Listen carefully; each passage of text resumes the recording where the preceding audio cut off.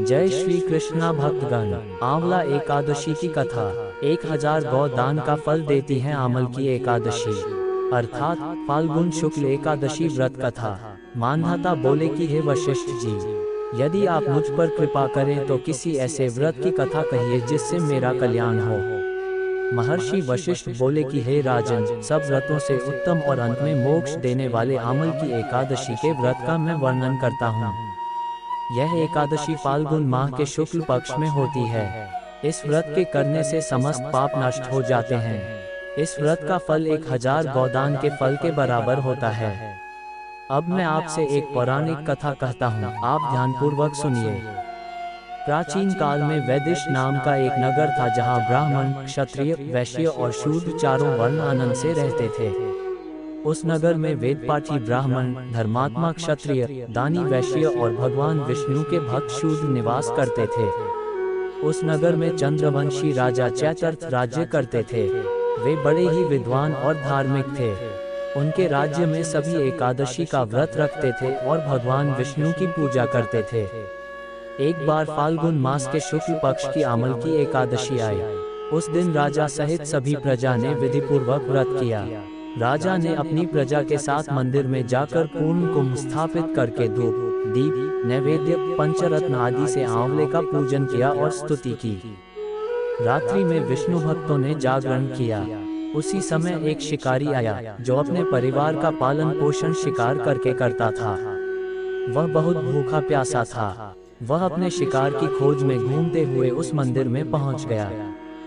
मंदिर को देखकर वह सोच में पड़ गया कि इस मंदिर में क्या हो रहा है।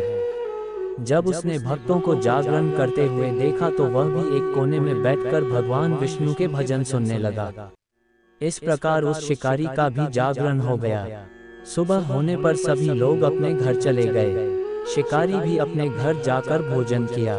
कुछ समय बाद उस शिकारी की मृत्यु हो गई, परंतु उस एकादशी के व्रत और जागरण के प्रभाव से उस शिकारी ने राजा विदुर के घर जन्म लिया। वह विदुर बहुत प्रतापी, तेजस्वी और अनेक गुणों से युक्त था। वह प्रजा का पालन धर्मानुसार करता था। एक दिन वह शिकार करता हुआ जंगल में अपनी सेना सहित बहुत दूर निकल गया। मार्ग में उसे लुटेरों ने घेर लिया और शस्त्रों से हमला कर दिया। राजा उस युद्ध में लड़ते लड़ते बेहोश हो गया। बेहोश होने पर लुटेरे राजा को मरा हुआ समझकर चले गए। जब राजा को होश आया तो उसने देखा कि चारों ओर उसकी सेना मारी गई है।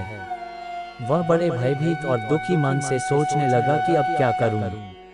तभी उसके शरीर से दिव्य शक्ति उत्पन्न हुई और उसने सभी लुटेरों को मार दिया।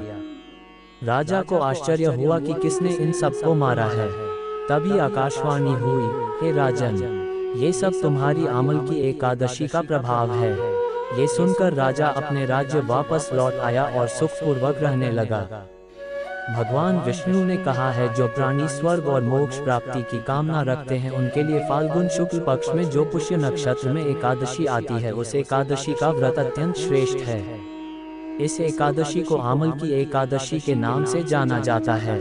आपको ये जानकारी पसंद आई तो कृपया इसे लाइक करें और कमेंट में अपने विचार साझा करें और हमारे अन्य वीडियो देखने के लिए चैनल को सब्सक्राइब करें। आप सभी भक्तों को श्री हरि का स्नेह प्रेम मिलता रहे, यही हमारी कामना है। श्री राधे।